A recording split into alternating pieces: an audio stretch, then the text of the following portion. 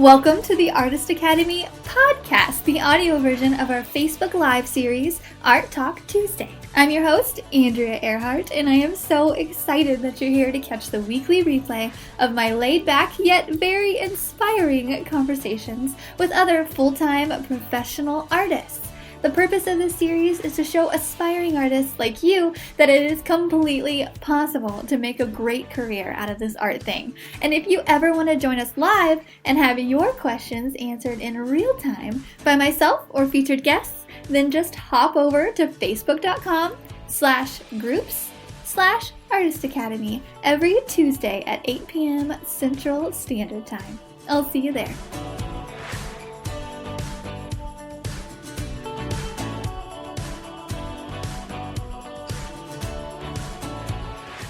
This episode is sponsored by the Artist Academy Advanced Membership, a program for artists who want to up-level their art game by taking it from a hobby or a side hustle to a full-time art business. I've been a professional artist for over 5 years with paintings in several different countries and a client list that includes high-profile companies such as Bass Pro, O'Reilly's, Duck Commander, and many, many more. So I figured out what it takes to build an art business, and now my heart is set on teaching aspiring artists like you to do the same. Go to advancedmember.com, that's advancedmember.com to learn more. This week's episode features Artist Academy Advanced student Meg Wagler. Meg has been a student for several months and just recently has taken the leap out of her comfy 9-to-5 position working for another company as an illustrator and into the independent contractor life of a muralist. I first met Meg about 6 months ago or so when she reached out and asked to meet up and then asked to shadow me on the job for a day. I, of course, said yes and brought her on the job with me to teach her everything I knew about setting up for a mural because she had just gotten her first mural gig and she wanted to be prepared. Meg isn't afraid to ask for what she wants, and if you take away anything from this interview, I want it to be that. Meg is transitioning into a full-time muralist right now, and a big reason for that is because she had the courage to ask for what she wanted, and now she's getting it. So let me know what you think about this week's episode with Meg Wagler. I just wanted to get you on here because you just went full-time in your art business. Yeah. That's so cool. So November 1st was It's, I'm finishing out the year with the company that I'm with to kind of help plan for next year in 2020 and kind of just keeping that relationship with the clients and things. So we're doing that, and then it's transitioning into full time, and then it's real. It's time. So it's time. Yeah. I think that's so relatable to a lot of people who are just kind of going through that.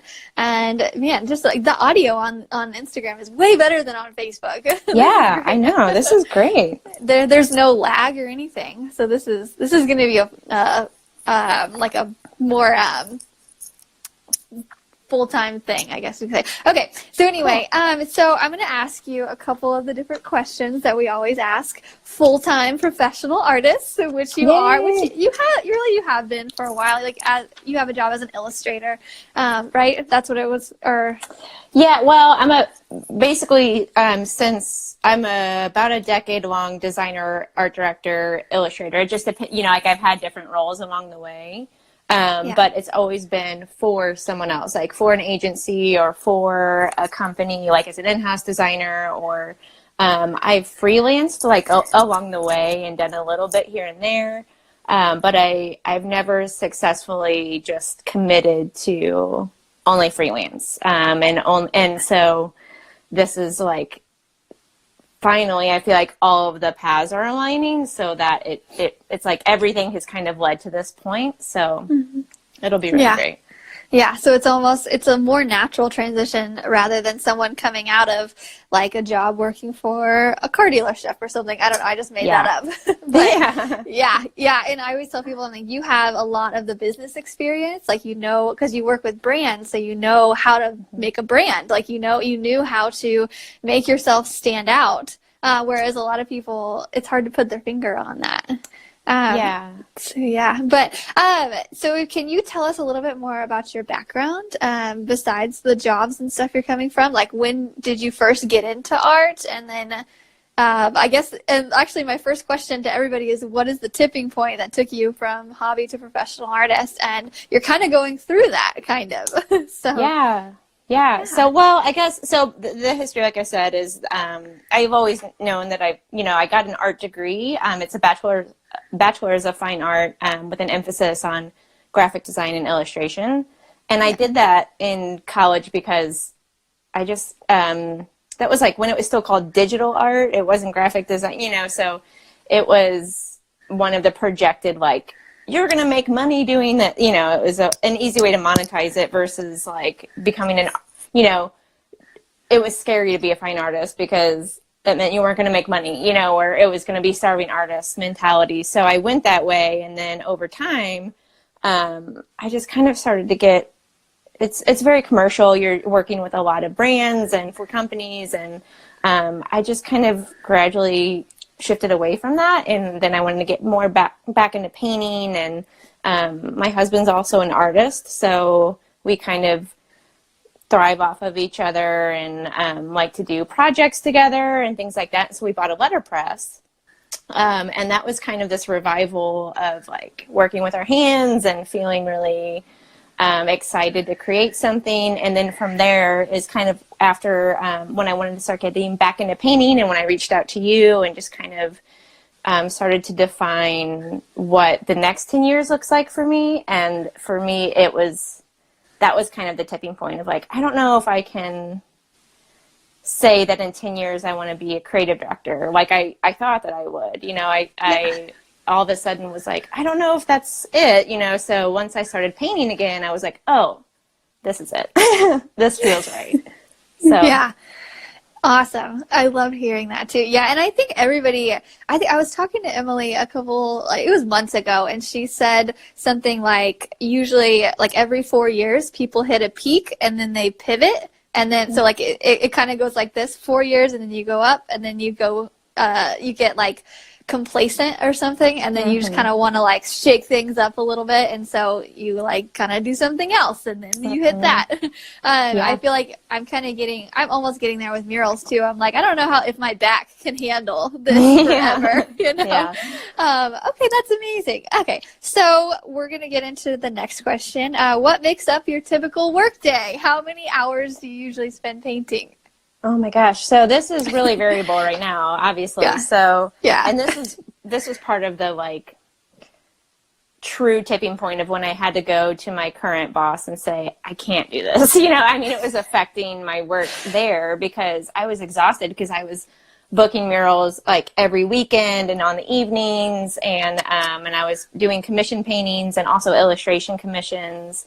And I have 2 kids and, working full time. And so I was literally from like waking up early, working in the mornings, going to work all day, and then coming home and working until midnight, and then doing it all over again. And so it was like, I kind of told myself, I'm like, it's okay. It's just temporary until I get to a certain point, but then I wouldn't actually let myself get to that point. I just kind of let it keep going. So I finally just had this day of like exhaustion, and I was like, okay, this has got to stop. So now, and as I'm making my business plan start, I'm actually waiting to officially establish my LLC until the first of the year, just for like an even tax break. Yeah. And so as I'm building up my business plan and scheduling out, like trying to build retainer clients and schedule things out a bit, I'm going from like 16-hour days to like 8-hour days, which is crazy. And I'm really excited about that. And it, obviously it'll need to be flexible, but ideally it'll be, my business model will be a little bit different. Like you said, since I have experience in illustration and design and branding, I'm going to keep that vertical as part of my business. So I'll still take on some of those clients that I really want to work with. And so my weeks will be split kind of 50-50. So 50 in design and branding, and then 50 in illustration or muraling and painting.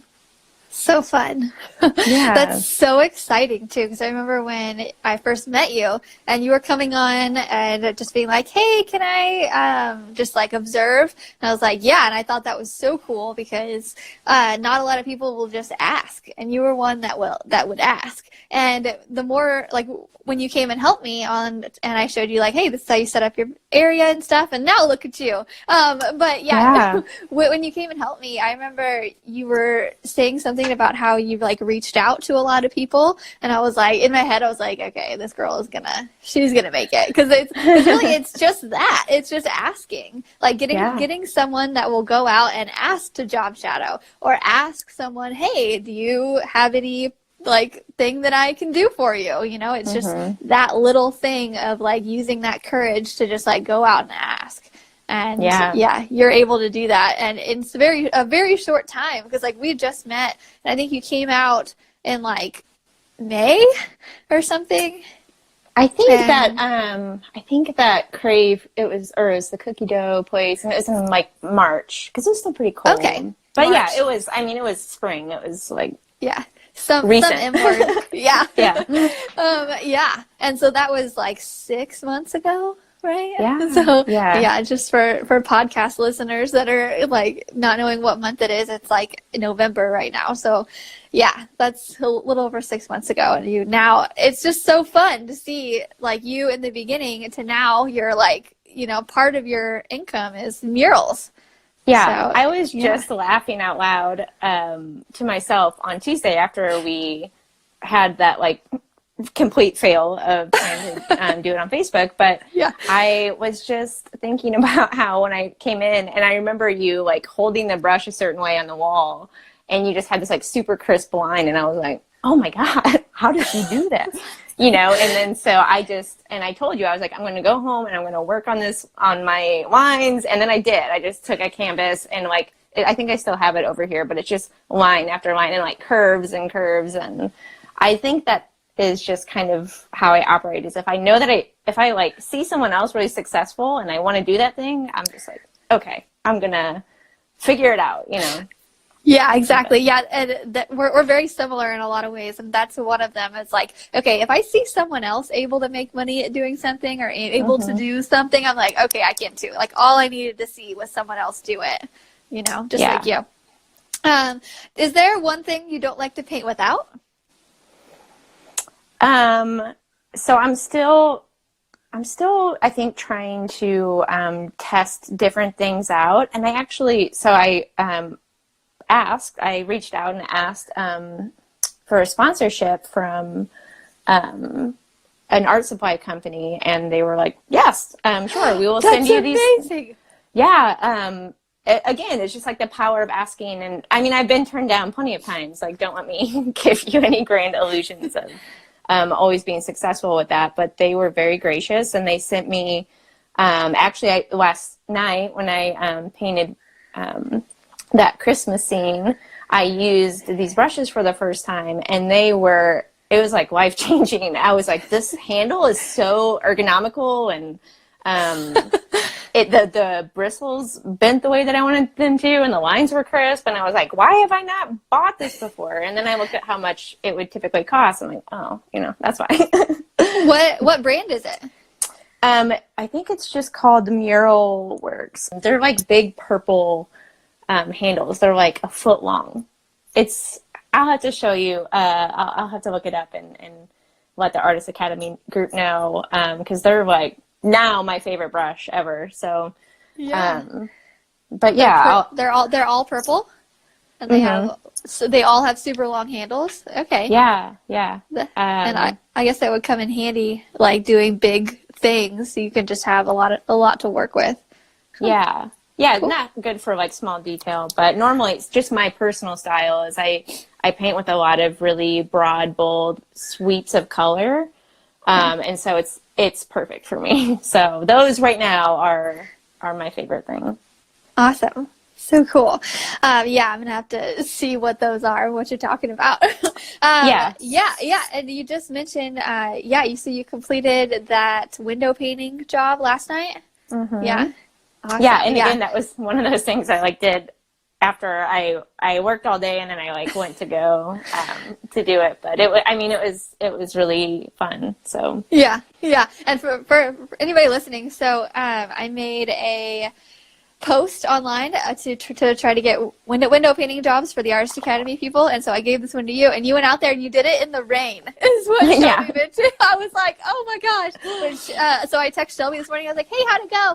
And she's like, it was amazing. She's so sweet, and she even painted in the rain and said it was no big deal because it had a little cover over it. I was like, yeah. But it's seriously, and this is why I think I've been able to survive for so long on overdrive, is because painting is like therapy for me. It's so relaxing. And then plus the rain, I was just like, this is amazing. How, and it wasn't that cold. So it was actually really enjoyable. And it just probably gave me brownie points that I was willing to do it, but it actually was really great. Yeah, that actually, now that you say that, painting with the rain sound, okay, that would be pretty therapeutic. And how amazing is that? Just to talk about that, I say this all the time, we have the best job in the world. Really, I feel like it's so therapeutic. And I think you mentioned that when we were painting together at one point too, and you kind of remind me, because I've been doing it for so long, so I'm it's almost turned into work more so. Mm-hmm. And so when someone comes along and they're like, oh, this is so therapeutic, I'm like, you know what, you're right. I need to just think of it like that. And and just getting to listen to podcasts all day and to learn is just, how amazing is that? We have the best job in the world. Okay. It's really great. Yeah. Are there any art lessons you learned the hard way so far? Yeah, my first solo mural down in Dallas was also my first traveling mural. And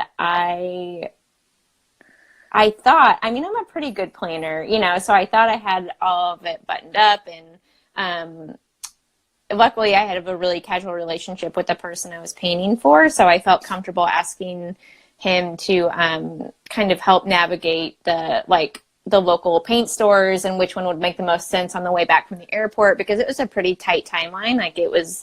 It was okay, I show up on Friday and I'll prep, and then Saturday starts painting, and it was 2 full days of paint and then a wrap-up day.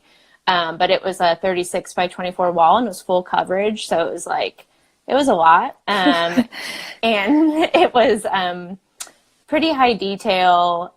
And I was just, because I was so excited and ambitious, and I was like, oh, I can totally do this. It's, I was way too ambitious. And because I was traveling, I didn't really have oh, let me run to Hobby Lobby real quick, or, oh, I just need to get this out of my studio. I only had what I had. Yeah. And so the rollers that I got ended up not working on the drywall. It wouldn't, the paint wouldn't catch, and so I ended up having to brush the entire thing, even the big color portions. And so I was I was still so excited to do it, and I was in such a good mood, and so I was like, it's fine, everything's fine, but I literally didn't sleep the last night. I stayed up all night because my flight was leaving the next day, so I had to make sure it was ready. So I just didn't sleep, and I remember getting on the plane and just totally sinking into the seat, and I fall asleep for the entire flight back. It was so funny. But yeah, next time I will make sure I plan a little bit more time for if I have to change anything. Yeah, for sure. And I think every artist will sympathize with that too, especially with murals too. They're so big, and you're you walk up to a wall, you're like, yeah, sure, I can get this done. And then, oh gosh, there's so many times that I've been I've just worked on the weekend but yeah, in your case, you literally couldn't. So yeah, that's definitely a lesson learned the hard way, but something to laugh at, especially a year from now. It is ridiculous how much I thought I could get done. It is comical, but luckily again, he's a friend, and he understood, and he I mean, it ended up turning out okay, and working out, and he loves the art. So like all of that is great. It was just such a sprint to get it done. So always add more time. That's what I'm learning is like, I always think I can get it done faster than I do. Yeah, same. And I think that'll kind of come with just more practice too. You know, like I think Christine, down in Branson, she has said like with every mural I get faster and faster. And it doesn't mean she's blowing through it or anything, but it just is that it's literally muscle memory. It's like, once you have crisp lines or you have these motions that you get easier, more manageable, I think. For sure. Do you have, I guess so, usually when we ask this question, do you have a favorite past project? Do you have a favorite past project? Is that Dallas one your favorite one? Or what do you think? I think the Dallas one was really fun, but because of how much work I had to cram in, it made it a little more stressful than what I would have wanted. And plus I just kind of wanted to visit while I was there and I didn't get to, so I was kind of bummed about that. Yeah. But I think doing a project in Branson a few weekends ago was a park beautification effort, and so the arts group there and Christine put together this 7-artist group, and we all split this giant retainer wall and did our own.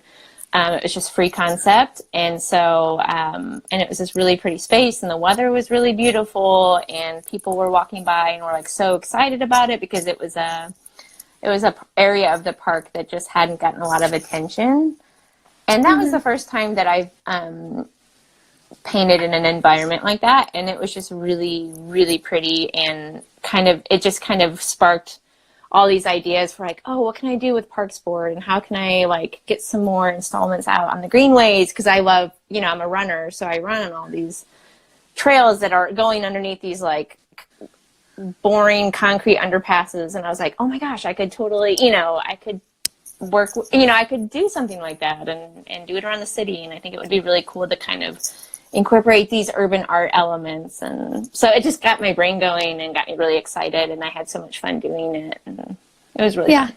So cool. Yeah, and I love that you guys did that together too. It's so much more fun when you do a project with other artists, Yeah. And I always forget that too when I'm like all by myself and I'll work with someone for a change, and I'm like, oh yeah, this is kind of nice to talk to someone instead of stare at a wall all day by yourself.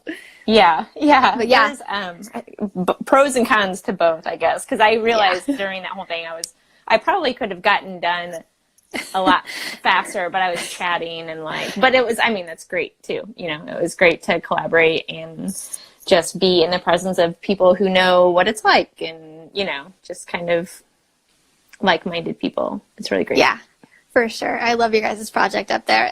All of your guys' different bays area, it looks so different, but it looks very well done. It looks like you guys didn't rush it, which is nice. Yeah. It was really cool. Yeah. Okay. Let's see. What are your future art plans and goals? We've kind of went over this a little bit, but what are your upcoming projects? So you just worked on a bus too. You just painted a bus. Let's talk a little bit about that and what else you have planned on. Yeah. So I split the bus between fall and spring. So I did one, the side and the back, this fall. And then in the spring, I'll go back and do, the front and the other side. And is a runner-up for my favorite project because it is such a cool idea. They had renovated this old school bus to be a learning play area for kids. And so the inside of it is gutted, and it has books and games and play space, and it has the rainbow curtains, and it's just the cool, I wish I had it as a kid. It's so cool. And what awesome humans and parents to do that, because it's just it's such a cool thing. And so they have it, they wanted to paint on the outside, and they legally, I don't know if you're, it's kind of I don't think it's a fad, but it's a thing right now for schoolies is what it's called, where people renovate these buses and then they live in them, and they're basically RVs that people take around, and or little tiny homes. And I didn't realize it was such a thing, but it is. And there are certain laws you have to abide by, and it's kind of state and federally regulated. So like you can't have it be yellow, or you can't, if you're driving it around and it's not an operable school bus. And, you know, just like they can't have, like, they need the reflectors, but they can't have certain lights on it, or, you know, there are just different things. And so that's when they started thinking about painting it, and they just reached out and asked, and it was definitely the most technical prep I've ever had to do, because I've never painted a vehicle before, and obviously like there were some rust spots, and so we had to sand it and pre-wash with acetone, and like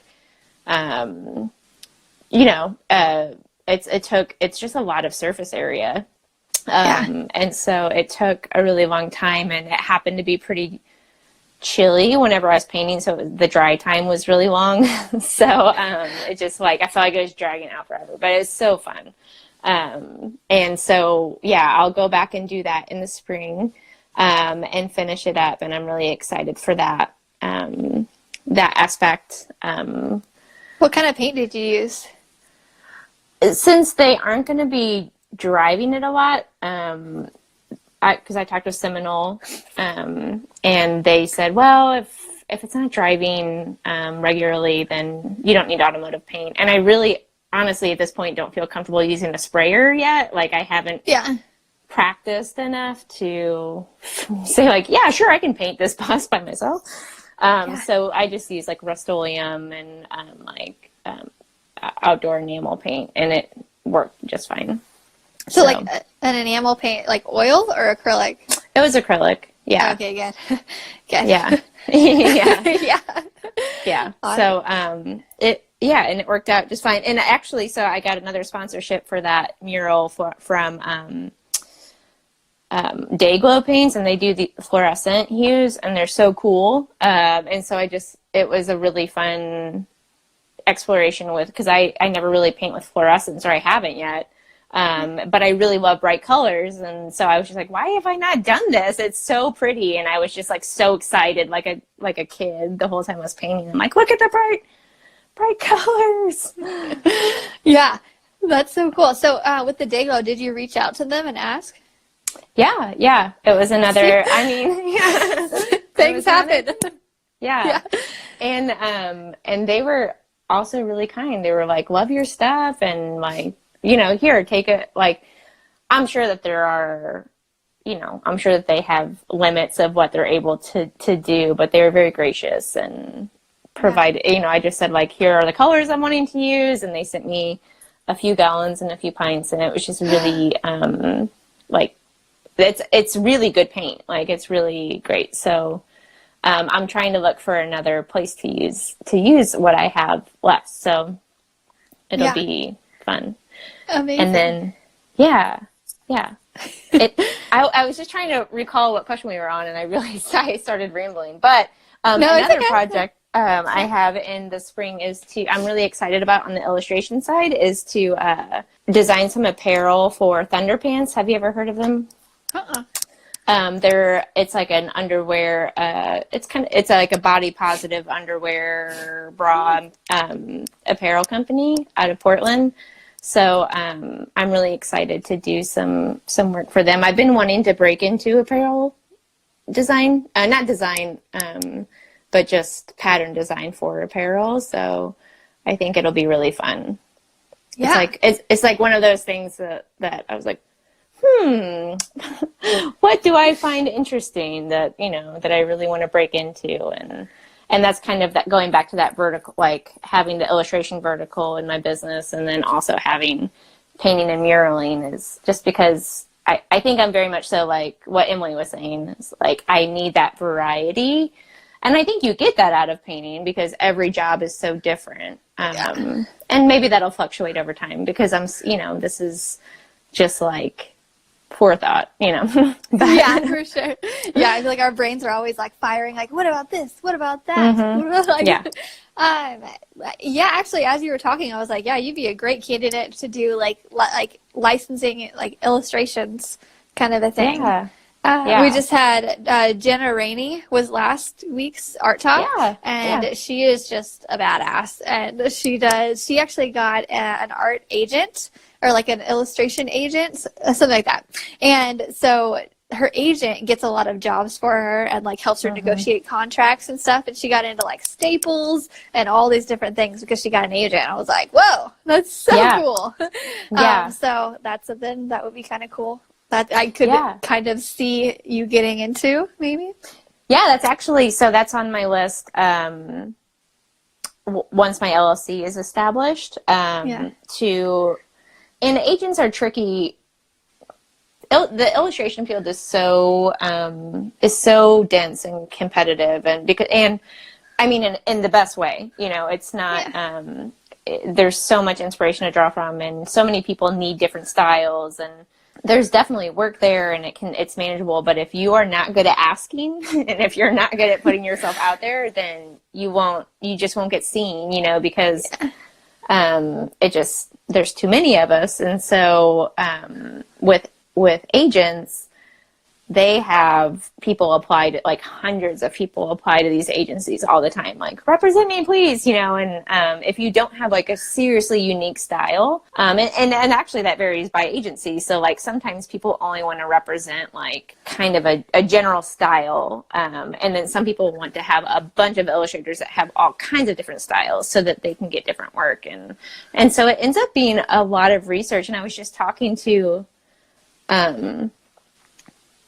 another artist, because one of the things that I've been doing over the last month since I've said like, okay, I'm making the switch, is I've just started calling and setting up like basically mentorship calls with like everyone that I know that is an artist, and so like, how do you do it? Like, what can I learn from you? And you know, I was talking with Carly Barton, who runs Clementine Studio up in Chicago. She was just talking about how this is the first time after 5 years she finally got an agent, but it takes a long time to get established, and it's so much research to figure out which ones make sense for you, and it ends up being this big deal. But yeah, once you get one, and like if it's like the right fit, it just takes off. Like, it's so nice, because then a lot of artists don't excel in is networking and being extroverted and like going up to businesses and asking for work, and you know, so it's super helpful, and something that I don't know if it's right for me exactly right now, but it's something that over time I might consider, just to kind of alleviate the hustle part of it, you know, because that part gets, you know, as you know, it takes up so much time even to just keep up with social media. But then like once you're cold calling or setting up these meetings and like following up on emails, and like the sales part of it is a whole other job, you know. So once you carve out time for marketing and you carve out time for sales, there's like this little slice of time left for art, and you're like, oh, this is what I'm supposed to be doing. Like, why don't I have more time for this? Yeah, exactly. Yeah, this year especially, I was like, I'm doing a lot of not painting, like, you know, and I'm like, so I just kind of recently have been like scheduling days where I just paint for what I want to paint, you know. So I totally get it. Yeah, and as you were talking, I was like, I don't know that you really need an art agent too, because you don't mind going up and asking, or if you do, you just do it anyway. So.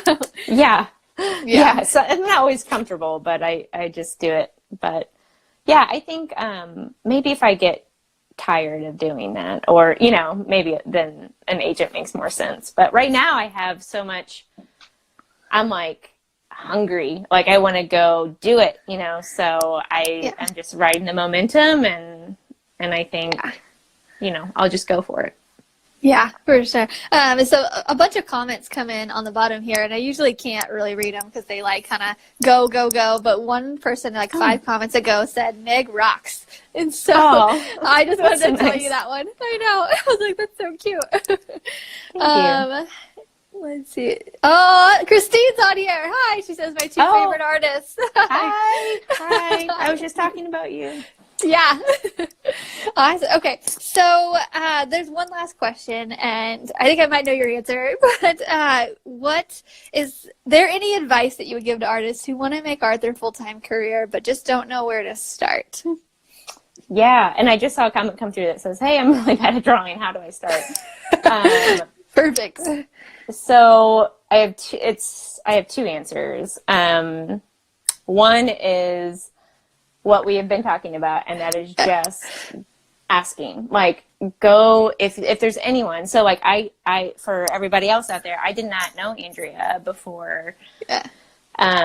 I just sent her, I like cold called her and said, "Hey, I'm a creep. I know that you are here in Springfield, and this is a goal I have. Are you available? Can I meet you? Can I bring you coffee? Or, you know, like whatever, like how can I learn from you?" And it jumped off from there. And like with sponsorships and getting supplies that I wouldn't have otherwise made an effort to afford, or, you know, asking for those. And the first illustration job I got with Ovi, who is a brand that focuses on women's health, and it just aligns with a lot of my values, and I just reached out to them, and then that led to a job with with Nadia Akamoto, who leads the period movement, and then that led to a job over in the UK, which got me noticed by a guy who's starting a creative movement, and got me in a gallery in Stockholm and then in Paris. And so it just started like all because I just asked, you know, and these things just kind of trickle and domino. And this was like literally a few years ago. I was working in pantyhose and slacks at an accounting firm. You know, like I hated going to work. I was an in-house designer, and I was like building these lame ass ads for rich people, you know, and I was just like, just like so angry every day. And I remember sitting there thinking, like, why not me? Like, I know I'm better than this. I know that I have this talent and this drive. Like, why am I sitting here? And it was that like 4-year lull period, you know, you're talking about, where I'm just like, found myself waking up every day. And so that's when it really started to change. And I didn't know exactly what it looked like then, but I knew that something had to change. And so I just started making steps to like, okay, maybe if I try a different role, or maybe if I get back into painting, or we bought the letterpress, or just like trying different things on. And maybe you're not good at drawing, and so try it, like sit down and just like I did with those crisp lines. Like I sucked really bad at trying to get a line on calligraphy.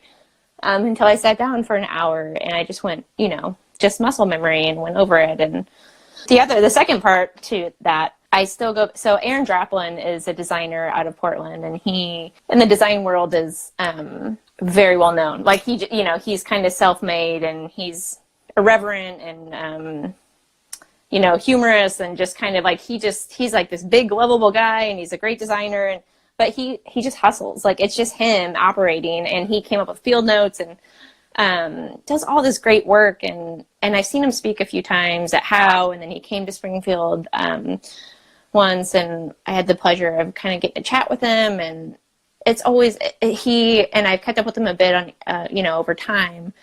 And I went to him and asked, like, this was 2 years ago, whenever I was considering going to freelance, but I just wasn't ready. Like there was something that was like, I don't know, I can't do it. And I asked them, you know, what is the magic sauce? Like how do you make it from nothing? What do you do? You know, just tell me. Yeah. And he's like, you just have to do the work. Like just do work. And he just like bolded that and just like repeated it several times. He's like, just work. And he's like, don't talk about work, don't dream about work, don't, you know, like wait until like it's at a perfect moment. Just sit down, carve out an hour a day, and just draw, or whatever it is to you, if it's paint or whatever. And I rolled my eyes and I was like, oh, whatever. But then I did it. So that's, I literally carved out an hour every evening, and I just started sketching. And I was really rusty, because I had been working in an accounting firm at a computer, and, you know, but it started to feel good, and it started to come together, and then now I'm here, you know? So it just, you just have to do it. You have to ask, you have to do, you have to be actionable. You can't, you know, I always compare it to like the people who save a lot of recipes on Pinterest, but then like never make them. So your Pinterest board is like full of these delicious recipes, but you're still eating like Kraft mac and cheese, you know? So like, just do it. Like, take the time, go to the grocery store and get what you need, you know? So like, set yourself up for success in that way. Yeah, for sure. I totally agree. And someone just commented, I am older and fear kept me back, but want to break through. I've never seen a talk like this. Very interesting. Whoop.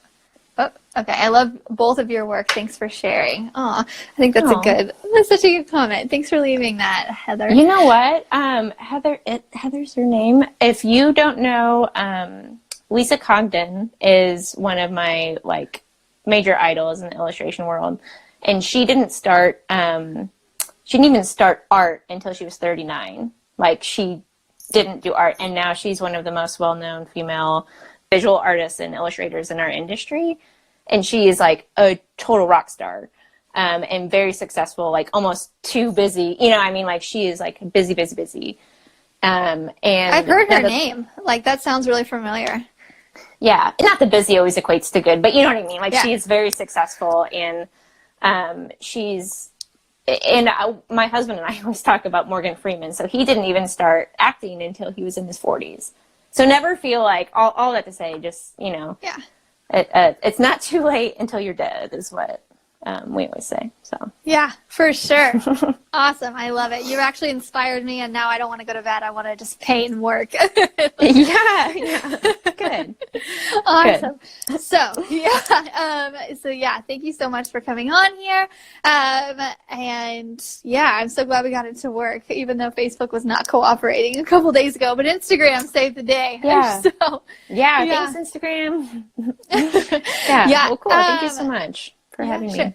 Also, what's your availability like in the next couple of weeks? Because I just got another window painting job just today. I was going to see if you were available. We're actually kind of running out of really nice days, but I know. Gosh, let me check in. I'll just I'll follow up with you after this, and maybe just see kind of what days are like. But yeah, that would be great. Okay. Awesome. Sounds good. All right. Well, that's it. I will talk to you later. Have a good night. Thank you so much. Thanks. Bye. Bye. This episode is sponsored by the Artist Academy Advanced Membership, a program for artists who want to up-level their art game by taking it from a hobby or a side hustle to a full-time art business. I've been a professional artist for over 5 years, with paintings in several different countries and a client list that includes high-profile companies such as Bass Pro, O'Reilly's, Duck Commander, and many, many more. So I figured out what it takes to build an art business, and now my heart is set on teaching aspiring artists like you to do the same. Go to advancedmember.com, that's advancedmember.com to learn more. Don't forget to subscribe to the podcast and leave a review. Also, if you ever want to join us live and have your questions answered in real time by myself or featured guests, then just hop on over to facebook.com/groups/Artist Academy every Tuesday at 8 p.m. Central Standard Time. And I'll see you next week.